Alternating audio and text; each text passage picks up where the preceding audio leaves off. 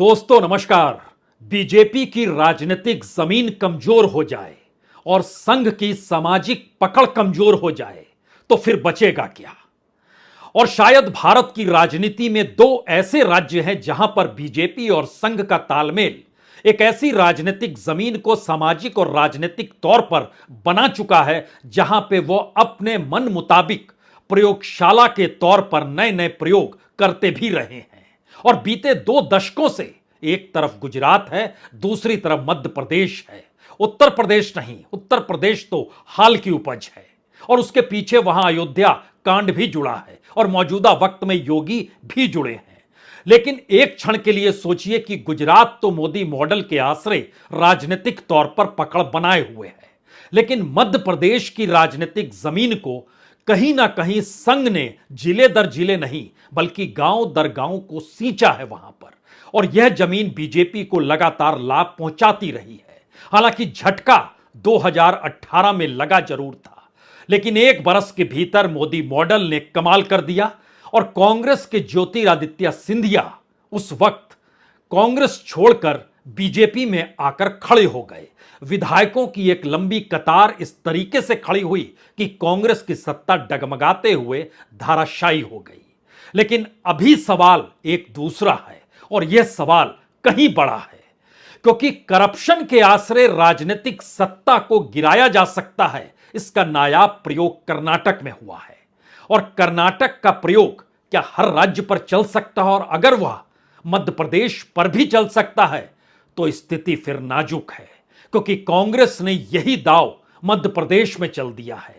याद कीजिए, करप्शन के मद्देनजर 40% कमीशन का जिक्र कर्नाटक की राजनीति में घूमता रहा और कर्नाटक की हार के बाद मध्य प्रदेश में जैसे ही 50% कमीशन का मसला उछला, वैसे ही बीजेपी की सत्ता सक्रिय हो गई और दिल्ली से नागपुर तक घंटी घनघनाने लगी। स्थिति यह आ गई कि तुरंत पहल नहीं की तो स्थिति बिगड़ जाएगी, क्योंकि यह इस देश में हर कोई जानता है करप्शन भारत के सिस्टम का हिस्सा राजनीति बना ही देती है और सत्ता उसके अनुकूल चलती ही है। लेकिन अगर यह मुद्दा बन जाए और सत्ता हाथ से निकल जाए तो फिर मुश्किल होगी। संघ के लिए सबसे बड़ी मुश्किल यह है कि कर्नाटक की सत्ता गंवाने के बाद भी वह इसलिए कर्नाटक को लेकर बेचैन नहीं हुई क्योंकि वहां के मुख्यमंत्री तक पर संघ की सहमति नहीं थी। बोमई को लेकर सहमति ना ली गई ना दी गई, लेकिन शिवराज सिंह चौहान को लेकर सहमति दी भी गई और ली भी गई। और यही वो परिस्थिति है जिसमें करप्शन का मुद्दा जैसे ही उभर कर सामने एक पत्र के जरिए आया है, उस पत्र को दोबारा से सोशल मीडिया में डालने पर किसी दूसरे के खिलाफ नहीं बल्कि तमाम प्रमुख नेता और प्रियंका गांधी पर भी केस दर्ज करा दिए गए एक ही रात में। यानी कल ही की रात में एक साथ 41 एफआईआर दर्ज हुई। वह इंदौर का थाना हो, वो भोपाल का थाना हो, वह ग्वालियर का थाना हो, वो रीवा का थाना हो, हर जगह एक साथ एफआईआर दर्ज की। कमोवेश हर जगह जिस एफआईआर में जो धाराएं लगाई गई वह भी सामान्यता एक सरीखी है।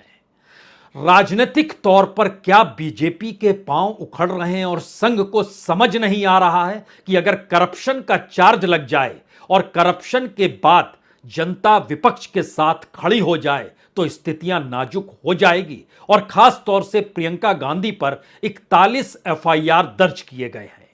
हम उस 41 एफआईआर और मध्य प्रदेश की राजनीति के भीतर एंटर करें और आपको एक एक पन्ने खोलकर बताते हुए वहां की राजनीतिक परिस्थिति में क्या मुश्किल है शिवराज सिंह चौहान के सामने, जहां पर राज्य कर्ज में डूबा हुआ है, तमाम परियोजनाएं कहीं ना कहीं लंबित पड़ी है या देरी से चल रही है। इस बजट में भी जो 8 बड़े इंफ्रास्ट्रक्चर परियोजनाओं का जिक्र किया गया था, क्या उसके लिए भी पैसा नहीं है? वह भी आगे नहीं बढ़ पा रही। और ऐसे में एक पत्र बम की तरह आता है जिसमें कहा जाता है कि दरअसल 50% कमीशन मांग रहे हैं, चुनावी बरस है और उसके बाद सिर्फ 40% हमें कैसे मिलता है और 10% मूल ठेकेदार को कैसे मिलता है। लेकिन इस पूरे पत्र को बोगस बताते हुए और कहा गया जिसने पत्र लिखा है ना तो उसका कोई अता पता है, ना ही जिस शीट पर लिखा गया है जिसमें जिस ऑर्गेनाइजेशन का नाम है उसका भी कोई अता पता नहीं है, तो एफआईआर दर्ज की जाए। लेकिन प्रियंका गांधी के खिलाफ और उनके ट्वीट के बाद उन पर जो एफआईआर दर्ज हुई वो उस राजनीति को गरमा देती है जहां पर गांधी परिवार को राजनीतिक तौर पर कानून के शिकंजे में लेने की सियासत अब बहुत तेजी से आगे बढ़ चुकी है। लेकिन हम यहां पर एक चीज पहले शुरू में दिखाना चाहते हैं। प्रियंका गांधी, याद कीजिए, जून के महीने में 12 जून को वो गई थी जबलपुर और वहां पर उन्होंने नर्मदा मां की पूजा की थी, नदी के किनारे की थी। और उसके बाद 21 जुलाई को वो गई थी ग्वालियर। जितनी बड़ी तादाद में वहां पर लोगों की भीड़ थी और तीन ही मुद्दे वह उठा रही थी। एक तरफ बेरोजगारी का मुद्दा था, दूसरी तरफ करप्शन का मुद्दा था और तीसरी तरफ महंगाई का जिक्र था। चंद सेकंड की इस क्लिप को देखिए जो 21 जुलाई ग्वालियर की रैली का एक दृश्य भर है। उसके बाद यहां की राजनीति को समझना शायद आपके लिए और आसान हो जाएगा। मैं यहाँ आपका ध्यान भटकाने के लिए नहीं आई हूँ, मैं आपके मुद्दों पर बात करने आई हूँ। और आज जो सबसे बड़ा मुद्दा है, महंगाई का मुद्दा है। मैं सिर्फ सब्जी, फल, आटा, गेहूँ, इस सब की मैं महंगाई नहीं कह रही हूँ, ये तो है ही, लेकिन इस महंगाई से किस तरह आपकी कमर तोड़ी जा रही है उसकी बात कर रही हूँ। आपके पूरे जीवन पर एक बहुत बड़ा बोझ बन गई है ये प्रियंका की राजनीतिक रैली की ये भीड़ किसी भी राजनीतिक दल को डराने के लिए काफी है। और राजनीतिक तौर पर मध्य प्रदेश की जमीन को किसी भी हालत में कांग्रेस के हाथ जाने नहीं देना है। संघ मध्य प्रदेश में सक्रिय हो चला है, गांव दर गांव, पंचायत दर पंचायत। लेकिन सवाल यह है कि अब वाकई राजनीति में कोई एक राजनीतिक प्रयोग चुनावी जीत दिला सकता है। कर्नाटक के भीतर का राजनीतिक प्रयोग जो करप्शन और भ्रष्टाचार के आश्रय 40% कमीशन का जिक्र कर रहा था, मध्य प्रदेश में क्या 50% कमीशन के आश्रय बीजेपी की सत्ता को डिगा सकता है? प्रियंका गांधी के खिलाफ 41 केस हुए हैं और उस केस की फहरिस्त में नाम कमलनाथ का भी है, अरुण यादव का भी है, जयराम रमेश का भी है और भी चंद नेताओं के नाम हैं। प्रियंका गांधी ने जो ट्वीट किया, पहले उसका जिक्र इसलिए जरूरी है क्योंकि कहीं ना कहीं इस चेहरे के आश्रय वहां के लोकल राजनीति को डायवर्ट करने की कोशिश बीजेपी जरूर करेगी और संघ भी करेगा। लेकिन सवाल यह है कि अगर राजनीतिक तौर पर प्रियंका गांधी की रैली में इतनी भीड़ है तो फिर कानूनी शिकंजे में क्या फंसाकर आने वाले वक्त में रैलियों से रोका जा सकता है? यह भी एक सवाल है जो कांग्रेस के भीतर की फुसफुसाहट है। जो ट्वीट किया गया उसमें प्रियंका गांधी की तरफ से लिखा गया कि मध्य प्रदेश के ठेकेदारों के संघ ने हाई कोर्ट के मुख्य न्यायाधीश को पत्र लिखकर शिकायत की है कि 50% कमीशन किस तरीके से वहां की सरकार ले रही है और कर्नाटक के भ्रष्ट बीजेपी सरकार 40% कमीशन की वसूली करती थी। मध्य प्रदेश में बीजेपी भ्रष्टाचार का अपना ही रिकॉर्ड तोड़कर आगे निकल गई और कर्नाटक की जनता ने 40% कमीशन वाली सरकार को बाहर कर दिया। अब मध्य प्रदेश की जनता 50% कमीशन वाली भाजपा सरकार को सत्ता से हटाएगी। बहुत सीधे तौर पर राजनीतिक संदेश है। वहां जनता ने करप्शन के खिलाफ, सत्ता के खिलाफ वोट किया और यहां भी करप्शन के खिलाफ वो खड़ी हो जाए। सवाल है कि मध्य प्रदेश के भीतर में जो करप्शन को लेकर गृह मंत्रालय ने ई पोर्टल बनाया हुआ है, वहां भी जब आप जाएंगे तो हजारों केस आपको दिखाई दे जाएंगे जो कि करप्शन को लेकर वहां पर लोग दर्ज कराते हैं और उस पर गृह मंत्रालय अपने तौर पर काम करता है। ई पोर्टल को लेकर इससे पहले आपके जहन में व्यापम भी आ सकता है, लेकिन अभी सवाल मौजूदा राजनीति के वक्त में करप्शन के उस पत्र का है जिस पत्र के पते को खोजने के लिए बीजेपी ने दावा किया कोई नहीं मिला। इसीलिए यह फेक पत्र है और फेक पत्र को दोबारा से रिट्वीट करना, उस पर पॉलिटिकल कमेंट करना, सत्ता को कटघरे में खड़ा करना, यह नहीं चलेगा। तो जिन लोगों ने एफआईआर दर्ज कराई प्रियंका से लेकर कांग्रेस के तमाम नेताओं को लेकर, वो सभी बीजेपी से जुड़े हुए हैं, सभी वकील हैं और सभी ने एक ही रात में तकरीबन 9 से 10 बजे के बीच में कल एफआईआर को दर्ज किया है।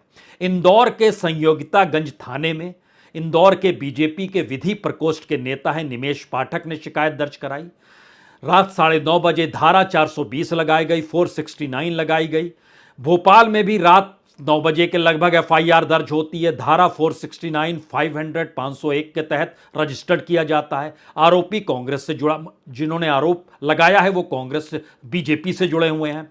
ग्वालियर में बीजेपी नेता और वकील हैं पंकज पालीवाल, उन्होंने केस दर्ज किया। यही स्थिति रीवा की भी रही।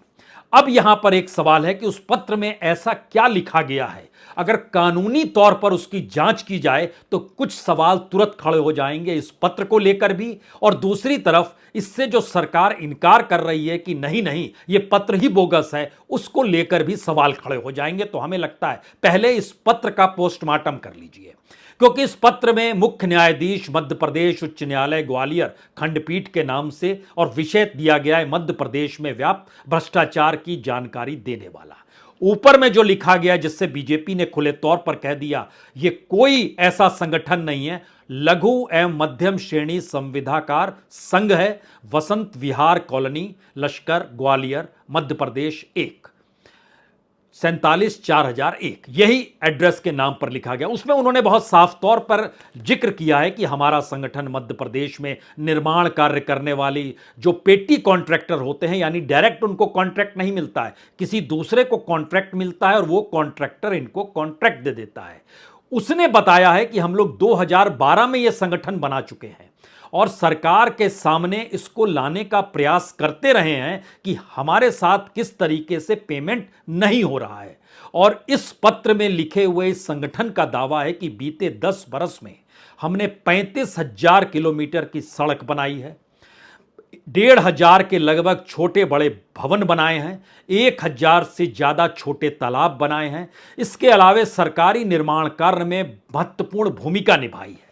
और इस पत्र में उसके बाद बताया गया है कि दरअसल बीजेपी की जो मौजूदा सरकार है उसने किस तरीके से उनके जो संविदा कारक हैं, जो जीवन उनका नरक हो गया है, क्योंकि किसी भी जिले में पुराने कार्यों का भुगतान करने के लिए कोई बजट आवंटित नहीं दिया जा रहा है, किया जा रहा है। विभागीय अधिकारी सरकार से राशि अपर्याप्त होने की बात करते हैं, यानी पैसा नहीं है तो पेमेंट कैसे करें। सरकार में कोई सुनने और देखने वाला नहीं है।